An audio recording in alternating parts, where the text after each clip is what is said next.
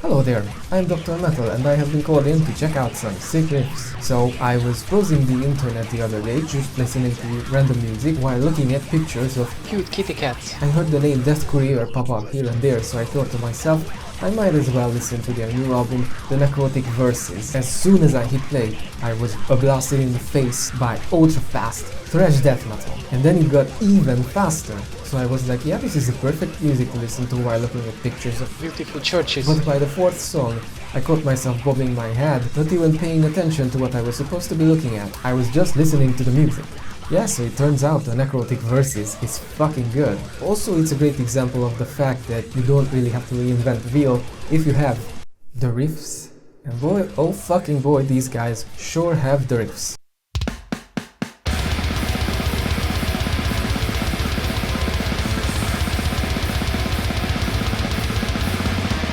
The first song, the Necrotic Verses, wastes absolutely 0 seconds before going for the throat, and it pretty much doesn't let up until right at the end, where a slow riff comes in. After the breakneck speed, it feels like colliding headfirst with the brick wall, only, in a good way. The next track, Morning Ecstasy, is this album's piece by piece. It's 2 minutes of non-stop, face-matting, shredding intensity. The music here, and on the whole album in general, is equal parts fast-paced thrash and death metal. It's somewhat like early Malevolent Creation, because anything they did after 93 is absolute shit. Third track, As Heaven Blends with Rot, has a cool bass-heavy slow intro before launching into full speed again. There are quite a few slow riffs peppered all over this release, but the music never goes into outright doom that every second band nowadays seems to be so fond of doing. Not that I have any problems with that. Instead, the slow parts are there to accentuate the lightning fast riffing that make up the bulk of the album.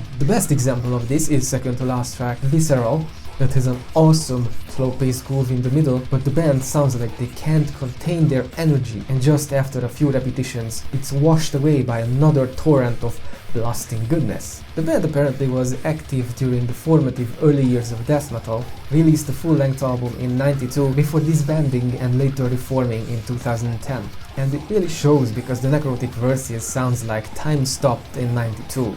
There are a few modern elements to spice things up, like the beginning of Pillars of Murk,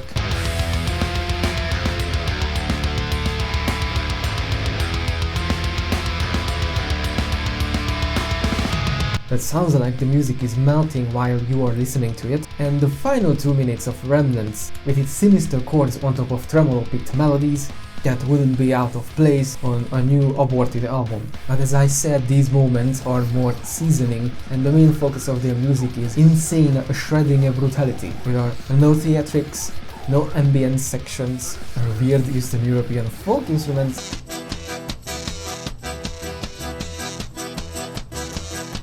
and no excessive technicality, although I am sure that playing this fast must not be easy. No gimmicks, no compromise. The band set out to do one thing and one thing only, to cave your fucking face in with intense death thrash. And they achieved that 100%. The riffs are tasty and memorable, the sound is beefy, and the vocals are just rancid, and I'm using just like all kinds of food-related metaphors today, am I? The relative straightforwardness is this band's best quality, but also maybe the reason why some people don't like them.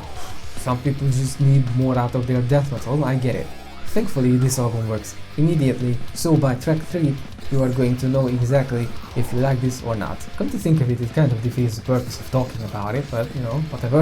If I had to compare the Necrotic Verses to something, and I already used a lot of food-related metaphors, I would say that it's like well-done steak.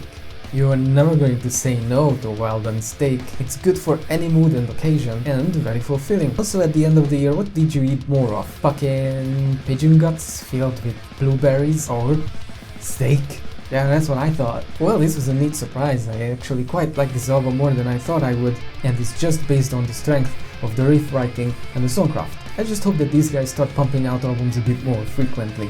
Now, if you excuse me, I was interrupted by awesome music, and now I have to go back to look at pictures of butterflies. Thanks for watching, please like and subscribe. I'm Dr. Metal and I still don't have an outro written, so this has to be enough.